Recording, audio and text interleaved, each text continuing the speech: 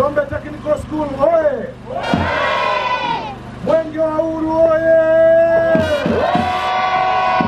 Daktari Samia Suluhu Hassan oye!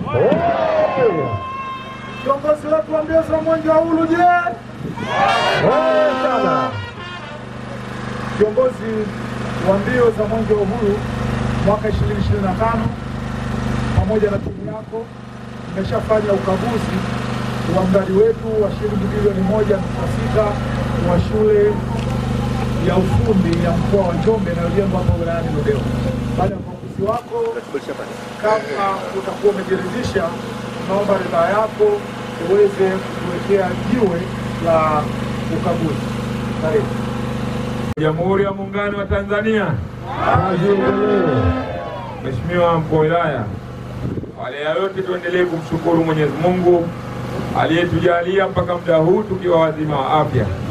Lakini kipekee niendelee kuwashukuru na kuwapongeza wananchi wa eneo hili kwa kujitokeza kwa wingi katika maeneo haya, lakini pia na wanafunzi wetu ambao wapo katika maeneo haya. Kwa kweli tunawashukuru sana na tujipigie makofi mengi sana. Mheshimiwa Mkuu wa Wilaya, Mwenge huu wa Uhuru unaendelea kujionea mambo makubwa ya kimaendeleo ambayo yanafanyika katika wilaya hii ya Ludewa. Kwa kweli wanaludewa wamebarikiwa sana, na naomba mjipongeze kwa maendeleo haya ambayo leo hii Mwenge wa Uhuru unajionea katika maeneo yetu. Lakini vile vile naendelea kukushukuru wewe Mheshimiwa Mkuu wa Wilaya pamoja na kamati zako zote. Kwa kweli mnaendelea vyema kusimamia miradi ya kimkakati ya kimaendeleo yanayotekelezwa na serikali hii ya awamu ya 6 chini ya Daktari Samia Suluhu Hassan.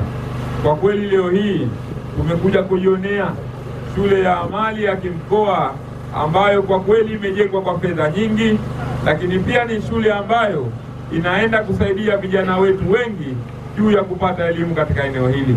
Kwa kweli hili ni jambo kubwa sana la kimaendeleo ambayo yamefanyika ndani ya wilaya hii. Naamini wilaya hii ina halmashauri zaidi ya 6, lakini leo hii mkoa huu kaamua shule hii ya kimkoa ya amali iweze kujengwa ndani ya wilaya hii. Kwa kweli hongereni sana na jipongezeni sana. Ndugu zangu wananchi wa maeneo haya, hii ni baraka ambayo serikali imetuletea chini ya Daktari Samia Suluhu Hassan, na imeona ipo haja ya kuweka shule hii ndani ya eneo hili, kwa sababu eneo letu kama ilivyo limekusanya watu wengi na lina watu wengi. Lakini pia kutokana na amani tulionayo na utulivu, shule hii ikaonekana ndiyo sehemu sahihi kwa kuja kuwekwa ndani ya wilaya hii.